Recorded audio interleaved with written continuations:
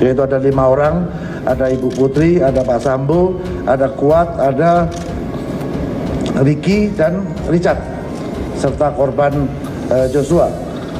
Sehingga ini dijadikan pijakan awal bagi tim sus untuk melakukan langkah-langkah penyidikan.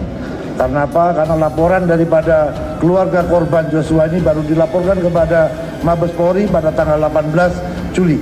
Artinya kita menangani perkara ini dalam proses penyelidikan dan penyidikan untuk mengungkap kasus ini adalah pada saat mulai laporan diberikan oleh keluarga korban Brigadir Joshua ke Mabes Polri pada saat tanggal 18. Kita langsung melaksanakan pemeriksaan ke Jambi.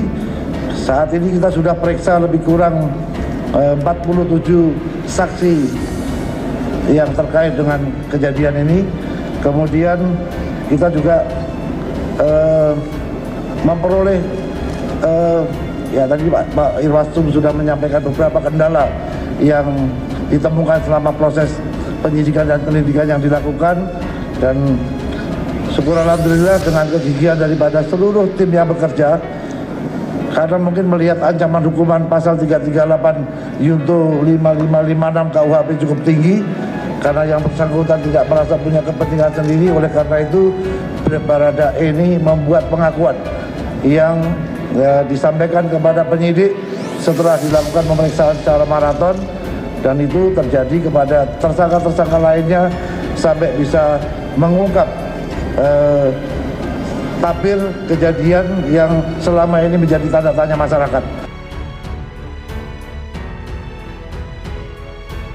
Kabar Eskrim mengatakan hanya Allah, Joshua dan Putri yang tahu kejadian di Magelang.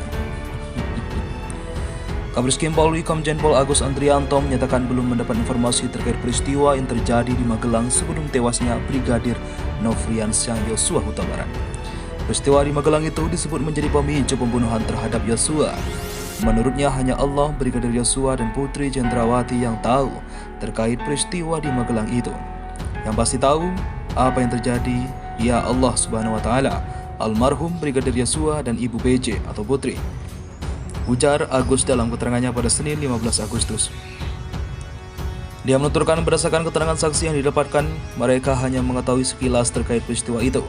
Kalaupun Pak FS dan saksi lain seperti Kuat, Ricky, Susi, dan Richard hanya bisa menjelaskan sepengetahuan mereka terangnya.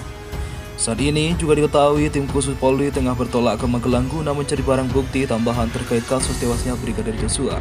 Sebelumnya, Dirtipidum Bareskrim Polri Brigjen Andi Rian mengungkapkan motif pembunuhan berencana ini.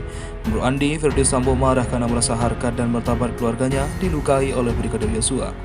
Dalam keterangan, Verdi Sambo mengatakan dirinya menjadi marah dan emosi setelah mendapat laporan dari istrinya BC yang mengalami tindakan yang melukai harkat dan martabat keluarga yang terjadi di Magelang oleh almarhum J. Kata Andi saat jumpa Polres Makobrimob Kepala 2 Depok Kamis 11 Agustus malam.